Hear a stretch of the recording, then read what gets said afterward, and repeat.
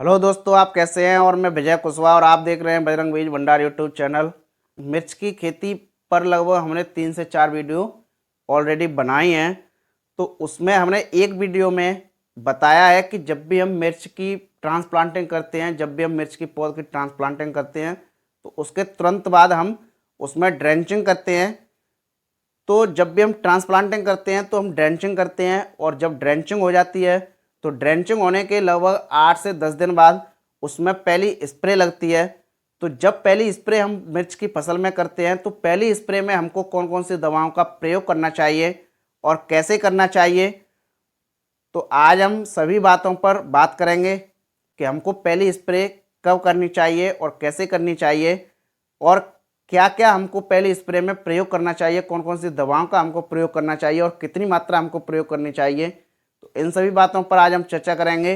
तो जो भी लोग हमारे चैनल पर पहली बार आए हुए हैं या जिन्होंने अभी तक हमारा चैनल सब्सक्राइब नहीं किया है तो प्लीज़ आपसे रिक्वेस्ट है कि आप हमारे चैनल को सब्सक्राइब कर लें, जिससे खेती संबंधी नई नई जानकारी आपको यहाँ से मिलती रहे। तो बने रहिए वीडियो के एंड तक। तो चलिए शुरू करते हैं।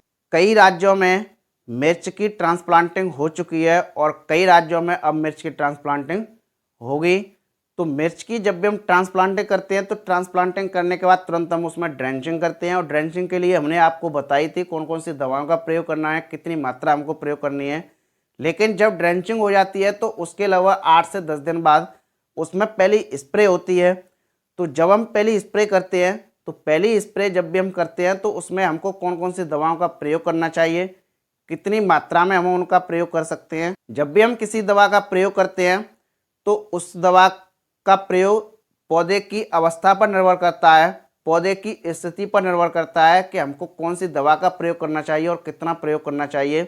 जैसे कि आपका पौधा स्वस्थ है, निरोग है, कोई भी रोग नहीं है और अच्छा है, तो उस समय आप फंजीसाइड का प्रयोग कर सकते हैं। फंजीसाइड आप M45 का प्रयोग कर सकते हैं।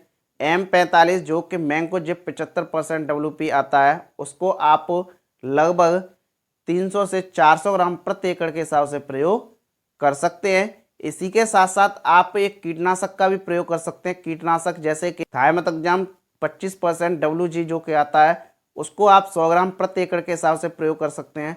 या आप एसिटामेप्रिड जो कि 20% SP फॉर्म में आता है, उसको भी आप 100 ग्राम प्रति एकड़ के हिसाब से प्रयोग कर सकते हैं। यदि आपके खेत में पौधा रखने के तुरंत बाद यदि माइट आ जाती है, मकड़ी लग जाती है या थ्रिप्स लग जाती है, थ्रिप्स लगने की स्थिति है या माइट लगने की स्थिति है और आपका पौधा कमज़ोर है, तो उस समय आप एक किसी भी माइटीसाइड का प्रयोग कर सकते हैं। माइटीसाइड जैसे कि A1 आती है, गोमाइट आती है, जीरोमाइट आती है, इन माइटीसाइड का प्रयोग कर सकते हैं। माइटीसाइड का यदि आप प्रयोग कर रहे हैं तो लगभग 200 से 250 ml प्रति एकड़ के हिसाब से प्रयोग कर सकते हैं, जो कि ये मकड़ी नाशक हैं, माइटीसाइड हैं, तो ये मकड़ी को खत्म कर देती हैं। यदि आप एक और टेक्निकल मार्केट में आता है जो कि डाइफेंथ्रान आता है, डाइफेंथ्रान 50% WP आता है, इसका यदि आप प्रयोग करते हैं तो इसको आप लगभग 125 ग्राम प्रति एकड़ के हिसाब से प्रयोग कर सकते हैं। क्योंकि पौधा छोटा है तो उस समय कम डोज लगता है, तो आप पहली स्प्रे में डाइफेंथ्रान का यदि प्रयोग कर तो आप 125 ग्राम प्रति एकड़ के हिसाब से डाइफेंथ्रान का प्रयोग कर सकते हैं। और इसी के साथ साथ आप यह थ्रिप्स है, यह थ्रिप्स को ख़त्म करना चाहते हैं तो उसके लिए आप थायमेथाक्साम 25% WG जो कि मार्केट में आता है, उसको आप 100 से 150 ग्राम प्रति एकड़ के हिसाब से इस्तेमाल कर सकते हैं। या आप एसिटामेप्रिड 20% SP फॉर्म में जो कि आता है, उसका आप 100 ग्राम प्रति एकड़ के हिसाब से प्रयोग कर सकते हैं। और इसी के साथ साथ आप किसी भी एक फंजीसाइड का भी प्रयोग कर सकते हैं, जैसे कि UPL कंपनी का जो कि साफ फंजीसाइड आता है, उसमें मैंकोजेब प्लस कार्बनडाजिम टेक्निकल पाया जाता है। मैंकोजेब उसमें 12% पाया जाता है और कार्बनडाजिम उसमें 63% WP फॉर्म में पाया जाता है। तो आप UPL का साफ फंजीसाइड का भी प्रयोग उसमें कर सकते हैं। और उसी के साथ साथ आप किसी भी एक टॉनिक का प्रयोग कर सकते हैं। टॉनिक जैसे कि मार्केट में बहुत सारे टॉनिक आते हैं, जिब्रेलिक एसिड बेस में टॉनिक आते हैं, जो कि जिब्रेलिक एसिड में जैसे कि 0.01% SL फॉर्म में टॉनिक आते हैं, जैसे कि सुमिटोमो कंपनी का होशी टॉनिक आता है, एक्सेल कंपनी का तारीफ टॉनिक आता है, कई टॉनिक मार्केट में आते हैं। तो आप जिब्रेलिक एसिड बेस में आप किसी भी टॉनिक का प्रयोग कर सकते हैं। यदि आप टॉनिक का प्रयोग कर रहे हैं तो 400 से 500 ml प्रति एकड़ के हिसाब से आप टॉनिक का भी प्रयोग कर सकते हैं।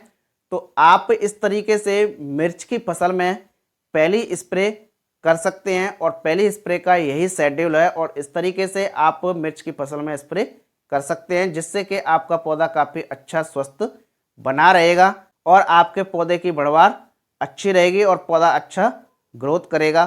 तो ये रही जानकारी। तो आप देखते रहिए बजरंग बीज भंडार यूट्यूब चैनल और मिलते हैं नेक्स्ट वीडियो में एक नई जानकारी के साथ। जय जवान जय किसान।